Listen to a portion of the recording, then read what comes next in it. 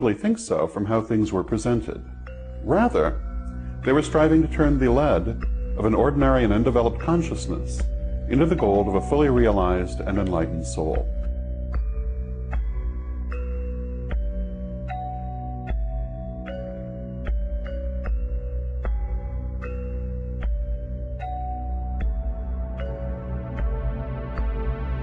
The successful result of the alchemical process was the creation of the Philosopher's Stone. Like a true symbol, the steps can be applied to many things. It is the process, the machine. What you put into it metaphorically will undergo the archetypal steps if carefully attended by the alchemist and culminate in a higher state, the alchemical gold, charcoal, and a diamond. When we use charcoal as the focus of an alchemical operation, we begin by recognizing that its essential ingredient, carbon, is the materia prima that will emerge perfected as the diamond. When the charcoal undergoes the cleansing fire and a stress of geological proportions, it is hardened into a perfect, impenetrable diamond. It becomes itself the geometric map of perfect universal order.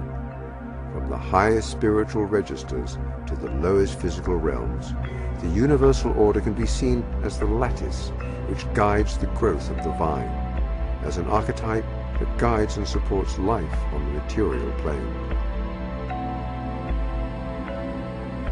While many agents can be introduced into this machine and undergo the archetypal steps to its perfection, the one to which the most closely guarded alchemical allegory and occult law is addressed is consciousness itself.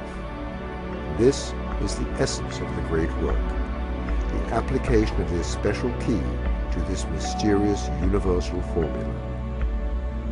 The key directs the alchemical process to the materia prima of our very consciousness, our awareness, ourselves, mental selves, or spiritual selves.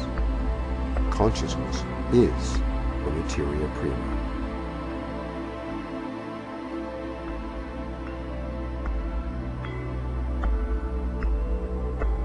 While the value of creating alchemical glass or alchemical gold may seem more obvious, one might ask, what is the benefit of applying the alchemical steps to consciousness?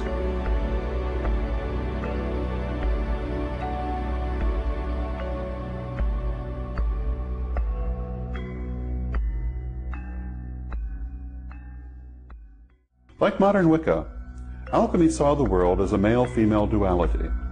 Alchemical ideas about this duality are strikingly similar to Wiccan ideas about goddess and god.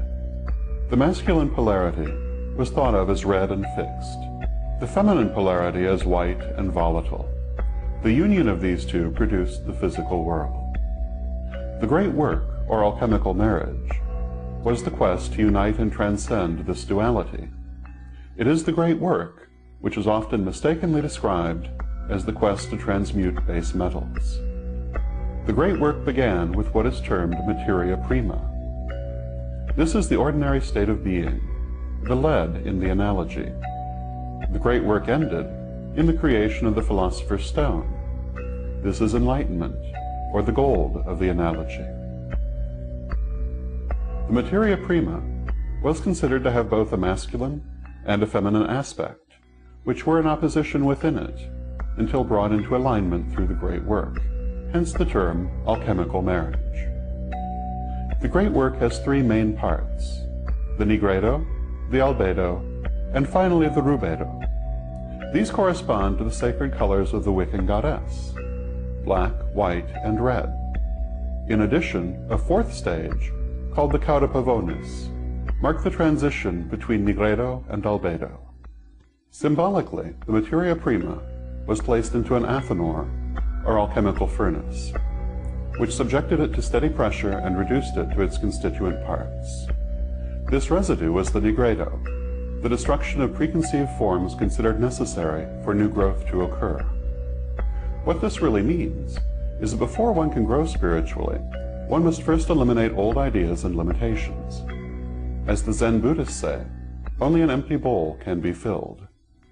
Alchemists described this principle through the maxim, "No generation without corruption," an idea similar to the Wiccan "To rise you must fall." New growth cannot take place until the old is cleared away. The Nigredo then fermented until at length the Cauda Pavonis occurred. This was portrayed as a light show of many colors. This means that when we have purified ourselves of old ideas, we may then experience many new ideas, and indeed will at first run riot with them, learning all we can from all sources. During this period we may in fact be bedazzled or blinded by the newfound light, but through the application of self-control, we can learn to discern what is helpful to our growth and what is merely entertaining. After the Cauda Pavonis, the subject must be purified, resulting in the albedo. The albedo is a pure and receptive spiritual state. This means that after initial euphoria, a more controlled spiritual growth may unfold, elevating and expanding the consciousness. Finally, after being subjected to pressure again, the albedo becomes activated as the rubedo. What this means is that spiritual knowledge, to be valuable, must be put into practice. No matter how deep the ideas, or how great the abilities, they mean nothing if they are, as Mabel Heikerel once put it, left on a shelf to gather dust. Thus old ideas must first be transcended, then controlled spiritual